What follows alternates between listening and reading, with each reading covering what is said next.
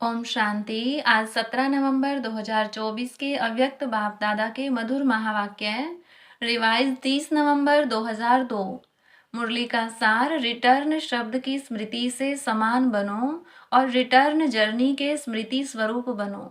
बाबा ने कहा, आज बाप दादा अपने चारों ओर के दिल तख्त नशीन, भ्रिकुटी के तख्त नशीन, विश्व के राज्य के तख्त नशीन, स्वराज्य अधिकारी बच्चों को देख हर्षित हो रहे हैं।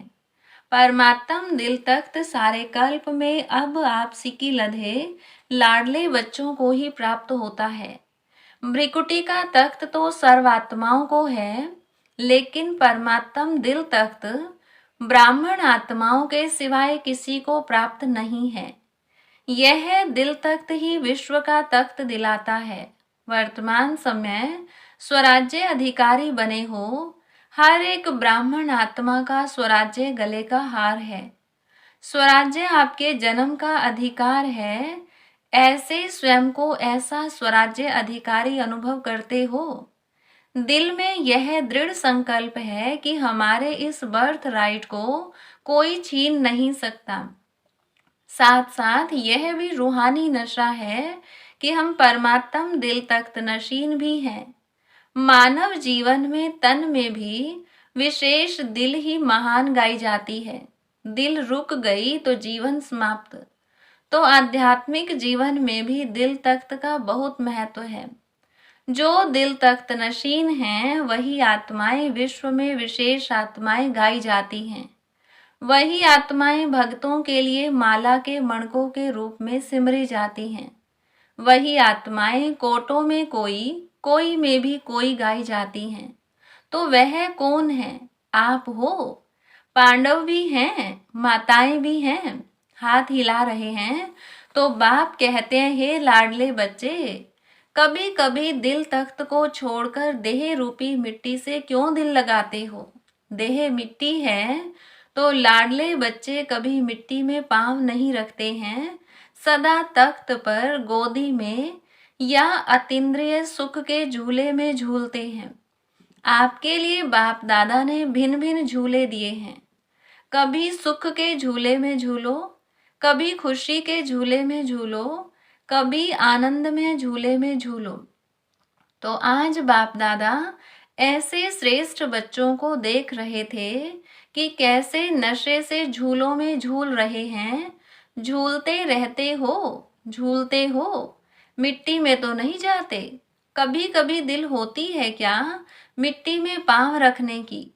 क्योंकि 63 जन्म मिट्टी में ही पांव रखते, मिट्टी से ही खेलते। तो अभी तो नहीं मिट्टी से खेलते। कभी कभी मिट्टी में पांव जाता है कि नहीं जाता है? कभी कभी चला जाता है। देह भान भी मिट्टी में पांव रखना है। देह अभिमान तो बहुत गहरी मिट्टी में पांव है, लेकिन देह भान अर्थात बॉडी कॉन्शियसनेस, यह भी मिट्टी है। जितना संगम का समय ज्यादा से ज्यादा तख्त नशीन होंगे, उतना ही आधा कल्प सूर्य वंश की राजधानी में और चंद्रवंश में भी सूर्य वंश के राज्य घराने में होंगे। अगर अभी संगम पर कभी कभी तख्त नशीन होंगे, तो सूर्य वंश के रॉयल फैमिली में इतना ही थोड़ा समय होंगे। तख्त नशीन चाहे टर्न बाय टर्न होंगे, लेकिन रॉयल फैमिली राज्य घराने की आत्माओं के सदा संबंध में होंगे। तो चेक करो कि संगम युग के आदि समय से अब तक चाहे 10 साल हुए हैं, चाहे 50, चाहे 66 हो गए हैं, लेकिन जब से ब्राह्मण बने तब आदि से अब तक कितना समय दिल तख्त नशीन, स्वराज्य तख्त नशीन रहे? बहुत काल रहा, निरंतर रहा, व कभी कभी रहा। जो परमात्म तख्त नशीन होगा, उसकी निशानी प्रत्यक्ष चलन और चेहरे से सदा बेफिक्र बादशाह होगा। अपने मन में स्थूल बोझ तो सिर पर होता है, लेकिन सूक्ष्म बोझ मन में होता है। तो मन में कोई बोझ नहीं होगा। फिक्र है बोझ, बेफिक्र है डबल लाइट। अगर किसी भी प्रकार का, चाहे सेवा का, चाहे संबंध संपर्क का, चाहे स्थूल सेवा का, रूहानी सेवा का भी बोझ नहीं। क्या होगा, कैसा होगा, सफलता होगी या नहीं होगी, सोचना, प्लान बनाना अलग चीज है, बोझ अलग चीज है। बोझ वाले की निशानी सदा चेहरे में थोड़ा या बहुत थकावट के चिन्ह होंगे।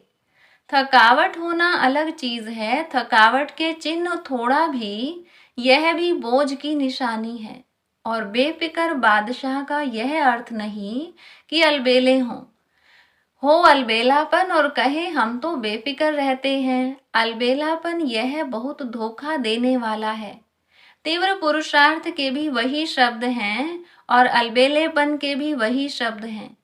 तीव्र पुरुषार्थी सदा दृढ़ निश्चय होने के कारण यही सोचता है हर कार्य हिम्मत और बाप की मदद से सफल हुआ ही पड़ा है, और अलबेलेपन के भी यही शब्द हैं, हो जाएगा, हुआ ही पड़ा है। कोई कार्य रहा है क्या, हो जाएगा। तो शब्द एक है लेकिन रूप अलग अलग हैं। वर्तमान समय माया के विशेष दो रूप बच्चों का पेपर लेते हैं। एक व्यर्थ संकल्प, विकल्प नहीं, व्यर्थ संकल्प। दूसरा मैं ही राइट हूं, जो किया, जो कहा, जो सोचा, मैं कम नहीं, राइट हूं। बाप दादा समय के प्रमाण अब यही चाहते हैं कि एक शब्द सदा स्मृति में रखो। बाप से हुई सर्व प्राप्तियों का, स्नेह का, सहयोग का रिटर्न करना है। रिटर्न करना अर्थात समान बनना। दूसरा अब हमारी रिटर्न जर्नी है। एक ही शब्द रिटर्न सदा याद रहे, इसके लिए बहुत सहज साधन है। हर संकल्प, बोल और कर्म को ब्रह्मा बाप से टैली करो। बाप का संकल्प क्या रहा, बाप का बोल क्या रहा, बाप का कर्म क्या रहा, इसको ही कहा जाता है फॉलो फादर। फॉलो करना तो सहज होता है ना, नया सोचना, नया करना उसकी आवश्यकता है ही नहीं। जो बाप ने किया वह फॉलो फादर। सहज है ना? टीचर्स हाथ उठाओ, फॉलो करना सहज है या मुश्किल है? सहज है ना? बस फॉलो फादर। पहले चेक करो, जैसे कहावत है पहले सोचो फिर करो, पहले तोलो फिर बोलो। तो सभी टीचर्स इस वर्ष में, अभी इस वर्ष का लास्ट मंथ है, पुराना जाएगा, नया आएगा। नए आने के पहले क्या करना है उसकी तैयारी कर लो। यह संकल्प करो कि सिवाय बाप के कदम पर कदम रखने के और कोई भी कदम नहीं उठाएंगे। बस फुट स्टेप, कदम पर कदम रखना तो इजी है ना। तो नए वर्ष के लिए अभी से संकल्प में प्लान बनाओ। जैसे ब्रह्मा बाप सदा निमित्त और निर्माण रहे, ऐसे निमित्त भाव और निर्माण भाव। सिर्फ निमित्त भाव नहीं, निमित्त भाव के साथ निर्माण भाव दोनों आवश्यक हैं, क्योंकि टीचर्स तो निमित्त है ना। तो संकल्प में भी, बोल में भी और किसी के भी संबंध में, संपर्क में, कर्म में, हर बोल में निर्माण। जो निर्माण है वही निमित्त भाव में है। जो निर्माण नहीं है उसमें थोड़ा बहुत सूक्ष्म महान रूप में अभिमान नहीं भी हो तो रोब होगा। ये रोब, यह भी अभिमान का अंश है। और बोल में सदा निर्मल भाषी, मधुर भाषी। जब संबंध संपर्क में आत्मिक रूप की स्मृति रहती है तो सदा निराकारी और निरहंकारी रहते हैं। ब्रह्मा बाप के लास्ट के तीनों शब्द याद रहते हैं, निराकारी, निरहंकारी, वही निर्विकारी। अच्छा फॉलो फादर, पक्का रहा ना? अगले वर्ष की मुख्य लक्ष्य स्वरूप की स्मृति है यह तीन शब्द, निराकारी, निरहंकारी, निर्विकारी। अंश भी नहीं हो, मोटा मोटा रूप तो ठीक हो गया है, लेकिन अंश भी नहीं हो, क्योंकि अंश ही धोखा देता है। फॉलो फादर का अर्थ ही है इन तीन शब्दों को सदा स्मृति में रखें, ठीक है? अच्छा, डबल फॉरेनर्स उठो। अच्छा ग्रुप आया है, बाप दादा को डबल फॉरेनर्स की एक बात पर खुशी है। जानते हो कौन सी? देखो कितना दूर देश से आते हो। डायरेक्शन मिला कि इस टर्न में भी आना है तो पहुंच गए ना।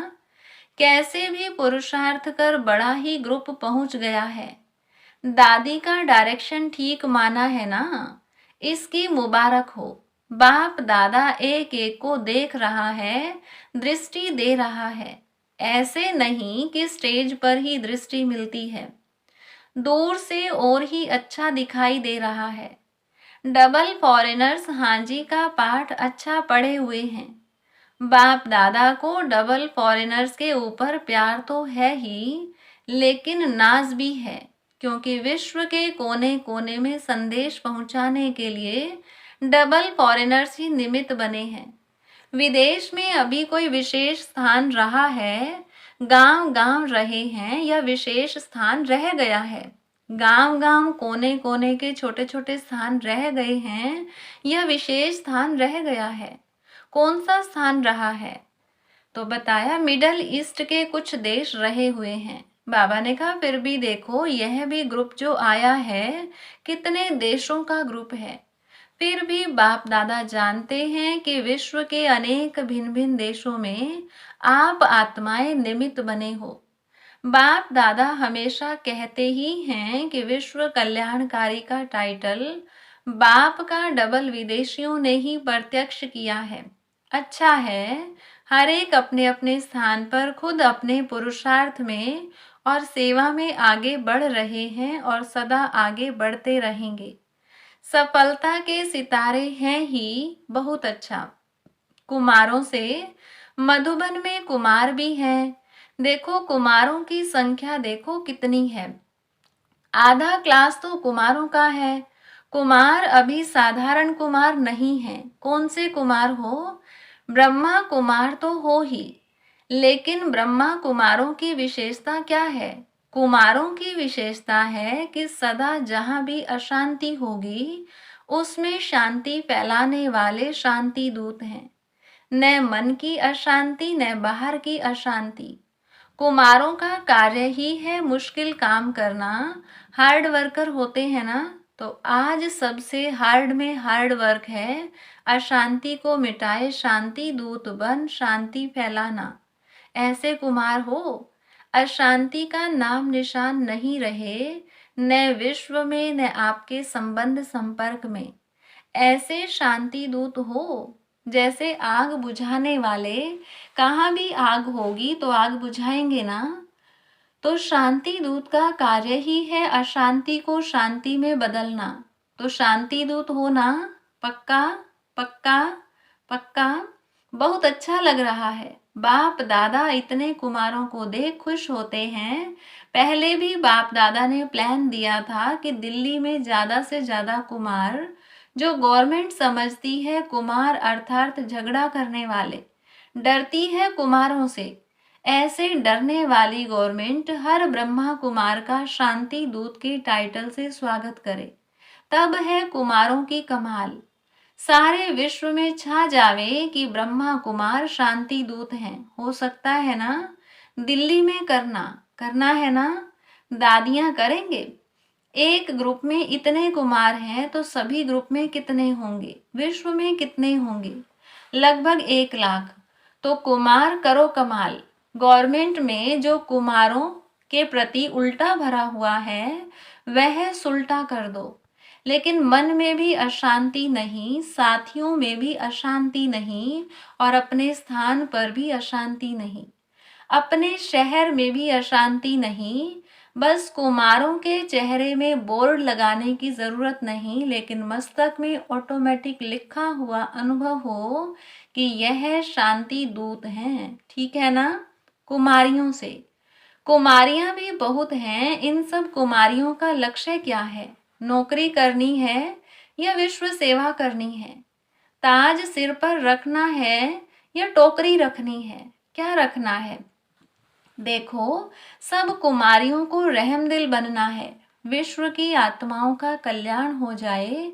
कुमारियों के लिए गायन है 21 कुल का उद्धार करने वाली। तो आधा कल्प 21 कुल हो जाएंगे। तो ऐसी कुमारियां हो जो 21 कुल का कल्याण करेंगी, वह हाथ उठाओ। एक परिवार का नहीं, 21 परिवारों का करेंगी। देखो, आपका नाम नोट होगा और फिर देखा जाएगा कि रहमदिल है या कोई हिसाब किताब रहा हुआ है। अभी समय सूचना दे रहा है कि समय के पहले तैयार हो जाओ। समय को देखते रहेंगे तो समय बीत जाएगा। इसलिए लक्ष्य रखो कि हम सभी विश्व कल्याणी रहमदिल बाप के बच्चे रहमदिल हैं। ठीक है ना? रहमदिल हो ना? रहमदिल और बनो, थोड़ा और तीव्र गति से बनो। कुमारियों को तो बाप का बहुत सहज तख्त मिलता है। देखेंगे नए वर्ष में क्या कमाल करके दिखाती हो। अच्छा, मीडिया के 108 रतन आए हैं।